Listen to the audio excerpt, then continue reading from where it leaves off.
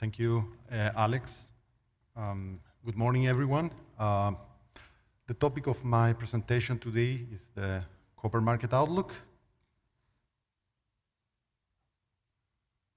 And I'm going to cover 4 topics today. I will start with a look at the short-term picture of the copper market. Then I will move on to the main uncertainty for the market today, which is the trade war, and more importantly, the reaction from the Chinese government and what the impact that is having and is going to have on the copper market. Then I will have a look at the supply and demand balance in the medium term and the price outlook we have for the next 5 years. And finally, I will have a brief look at the long-term picture of the copper market. So prices have recently fallen below, well below, in fact, the $6 per ton level. And what I want to stress or highlight is that they have reached basically the point where they are putting a bit of pressure on some operations. They have reached the 90th percentile cash cost position, which historically has provided some level of support for the copper market.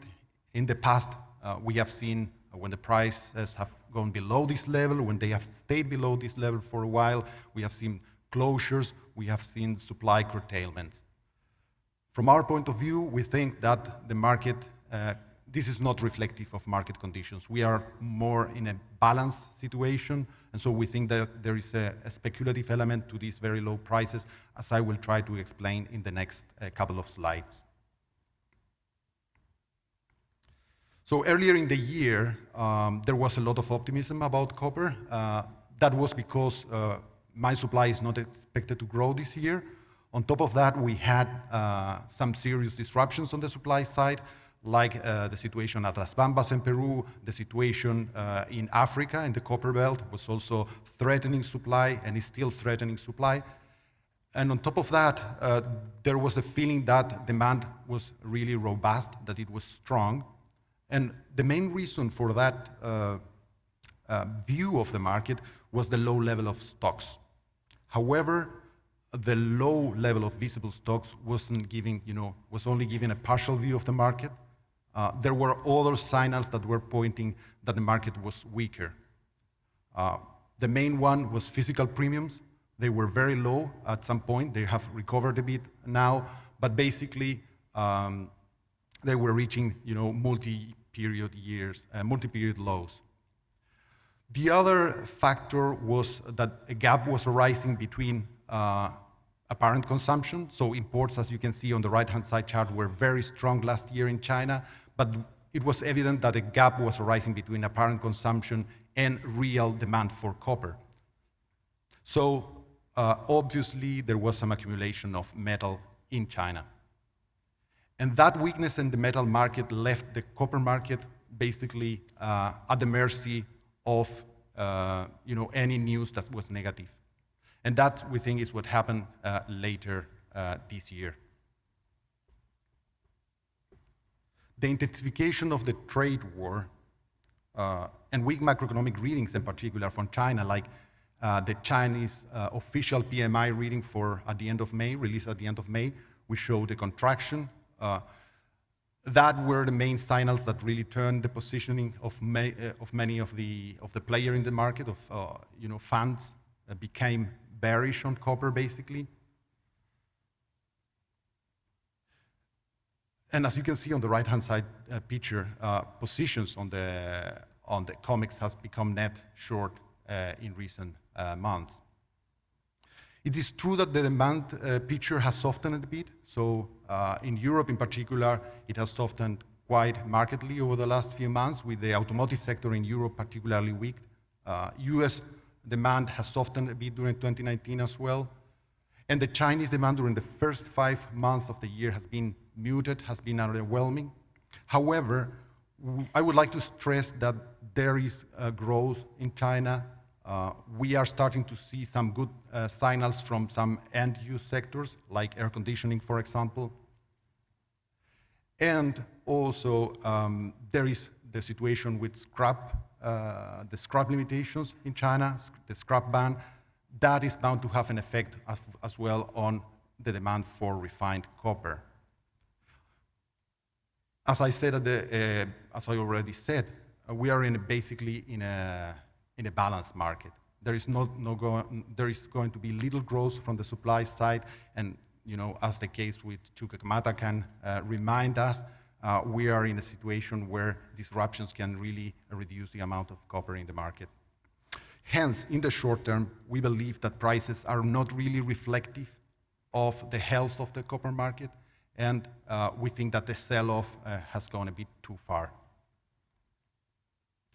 So let me now briefly discuss the main uncertainty, what is the cause of all this volatility, which is the intensification in the trade war, but more importantly, the response from China announced in March by the NPC, and being revised as even today.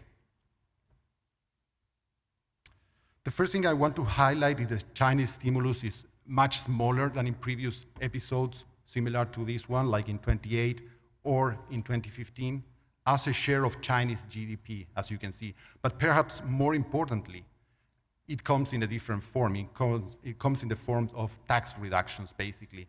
And even though tax put money in the pockets of company, part of that is going to be saved, so the impact on the real economy is much smaller than when it's in the form of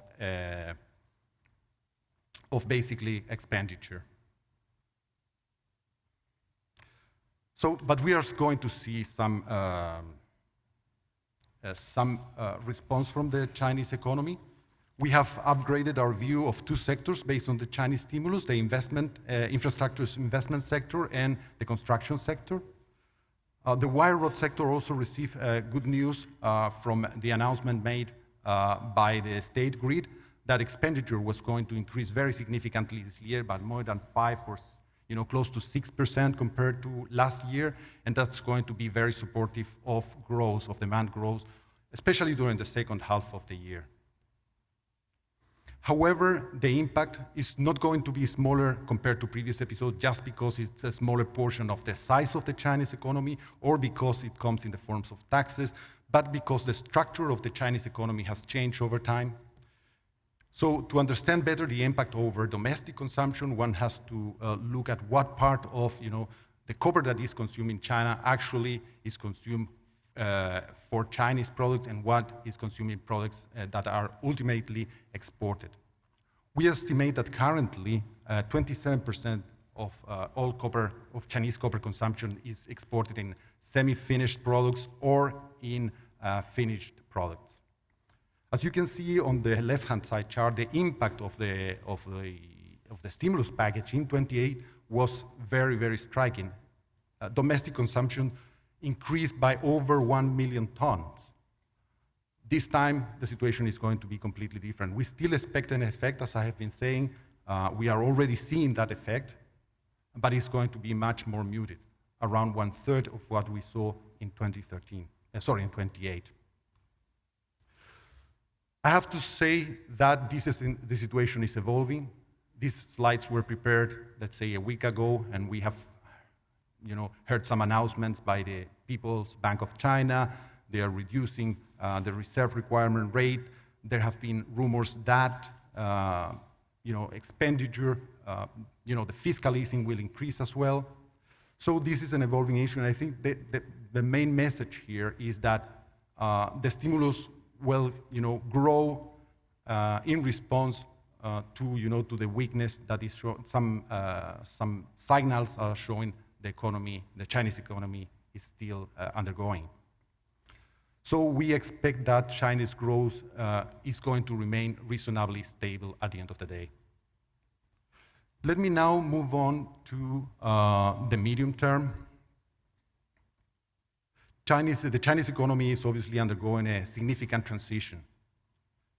Growth rates are going to slow down. We think that GDP is going to fall below 6% after 2020. IP growth is going to be even more, is going to slow down even faster. And as the economy transitions, copper demand is going to be growing slowing down at an even faster rate. That's part of the way, that the Chinese economy is transforming. Some sectors will be more important for growth in the next few years. As you can see, transport and machinery will be very key for the future of copper demand from China. But what is important to stress here is that despite the slowdown, China still represents the most important contributor to new demand during the next 5 years. This year, in fact, we expect China demand to grow by 3.5%, and it will be the main contributor to a healthy growth in demand, of global growth in demand of 2.4%, which is what we estimate for this year.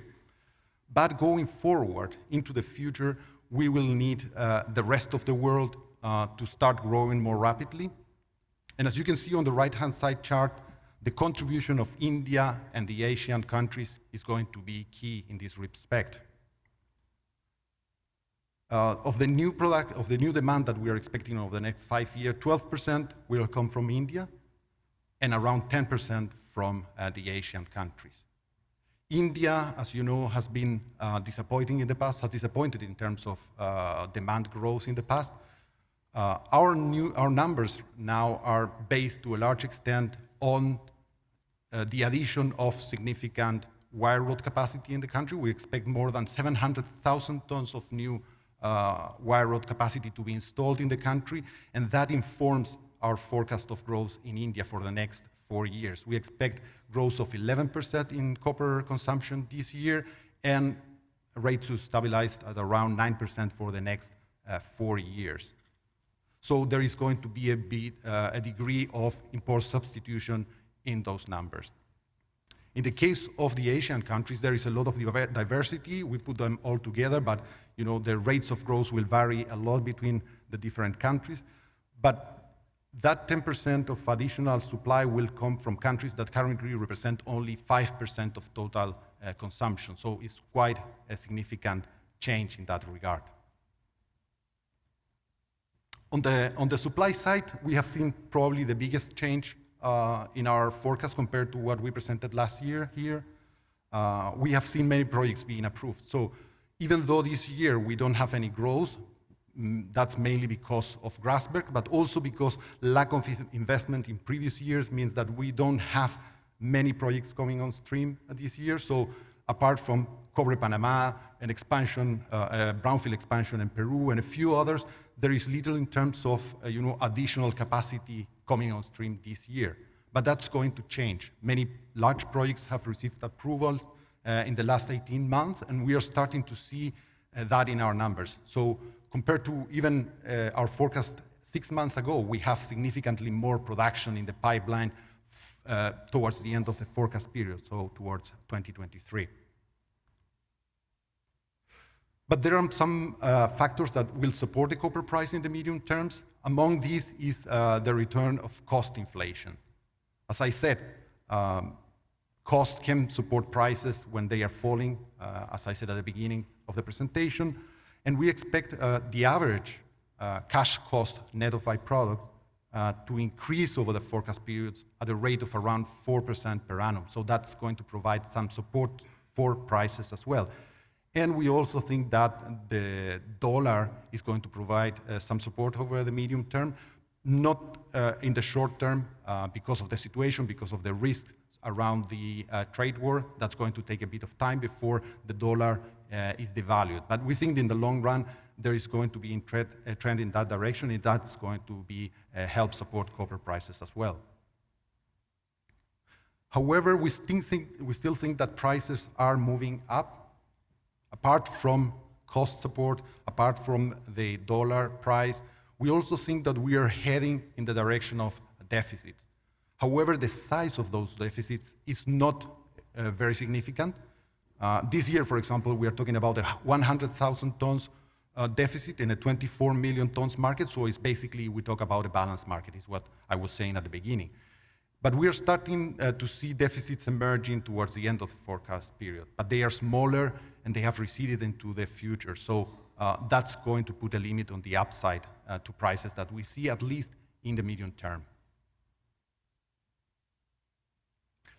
So let me now move on to the long-term outlook for copper, which is much more positive and more convincingly so.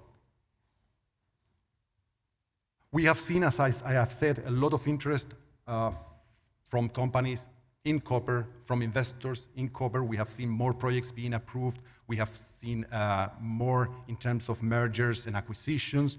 So that, to some extent, is related to the better prices that we saw at the end of 2017 and at the beginning of 2018. It's also related to the fact that companies' finances are in better shape than what they were some years ago. Many of the companies have also, divested the assets that are not so good and have concentrated on a number of core assets that are now being developed. So all that is helping, explains the interest that copper has. But probably the most important factor that explains the interest that the industry is having in copper is related to the role that copper is playing in the greening of the economy. And EVs in particular play the most important role in this respect. However, it is important to remember that this is going to be a slow process. In our numbers, in our estimates, we will have to wait until 2025 until we see around 1 million tons of copper demand coming from EVs and the infrastructure associated to these developments. However, after that, there is going to be a rapid increase in demand from that sector. And by 2035, we expect around 5 million tons of copper will be demanded by EVs and the infrastructure associated with EVs. So in fact, without EVs, without the penetration of EVs, copper demand would plateau, as you can see on the right-hand side chart. So they are a very important component of the expectations that copper demand will continue to be growing at a significant pace. Our positive outlook of the long-term copper, the long-term outlook for copper is also predicated on a supply gap opening by the middle of the next decade and opening up very rapidly because existing production is facing resource exhaustion, is facing lower grades, and as you can see on the chart, it's declining very rapidly. So we estimate that by the end of the next decade, the supply gap, that is the production from uncommitted project that is going to be needed to satisfy demand by 2030 is going to reach around 8 million tons of copper. So the uncommitted projects are going to be needed to supply that gap, to fill that gap. But it's not just the size of the gap. As you can see, there is plenty of potential production. It's the challenges involved in developing those projects, which is what makes one more optimistic about the long-term view of the copper market. There are some characteristics about copper that are very important in this regard. One of them is the steep cash cost curve. The difference between operations at the 90th percentile, which is closer to the price we are seeing right now, and operations on the lower portions of the cash cost curve is very significant in copper. And those operations that sit on the lowest quartile of the cost curve basically can expect to have positive cash margins throughout the price cycle. So they are, in general terms, they are also the larger operations. So economies of scale seem to be the most important factor determining where a particular operation sits on the cost curve. Byproduct prices and byproducts production is another very important factor as well. However, these large operations can be very demanding in terms of capex, can demand huge capital investments, and can be very intensive in terms of capital requirements as well.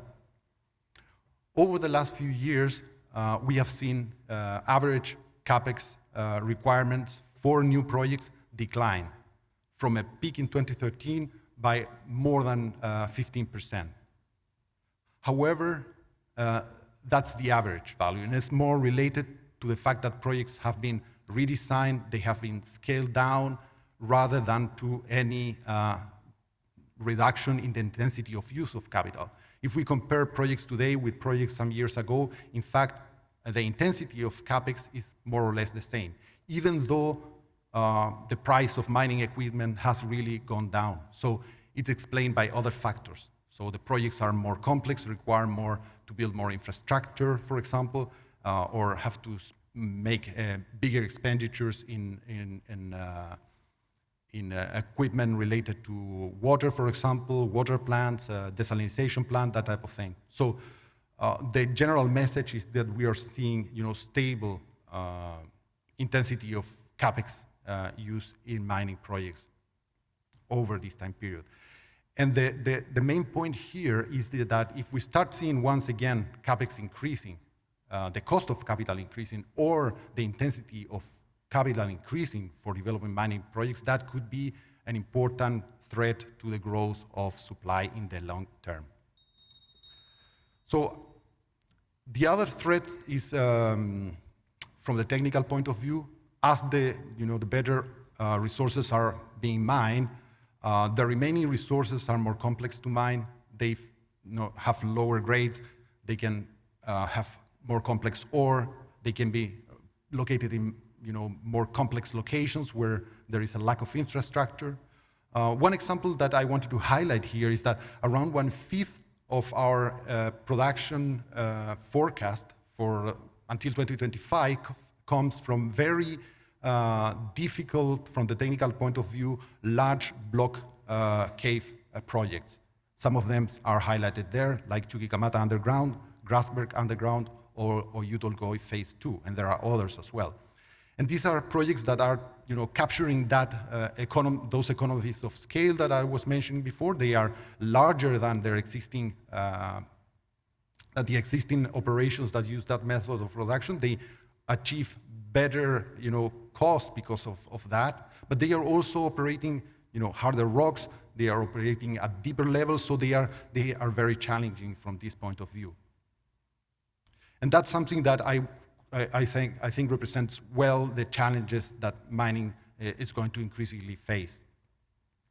And the final reason we think that bringing that uncommitted supply to the market is going to be very challenging, and perhaps even more important than the technical aspects or the CapEx-related aspects, is the social and political challenges that these projects are going to be facing.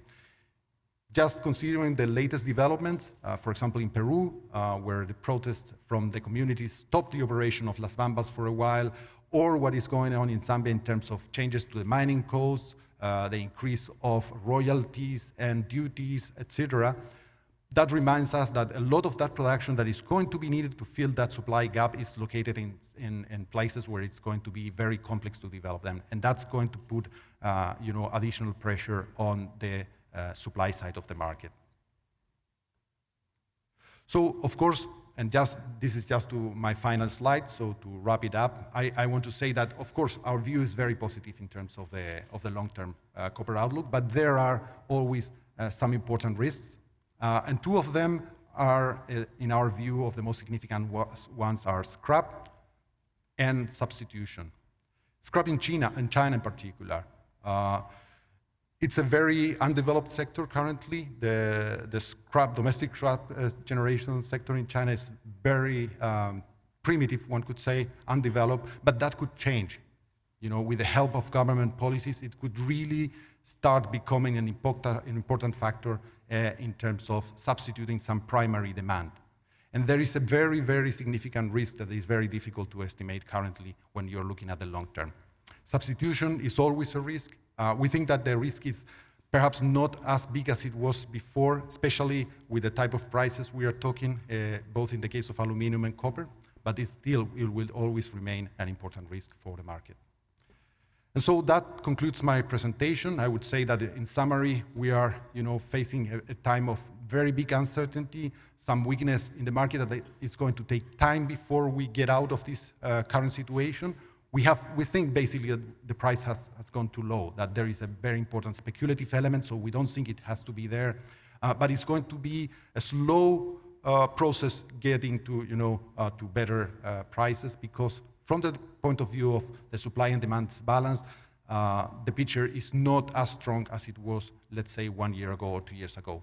But the future looks much better, as I will try to show you with the last few slides. Thank you very much.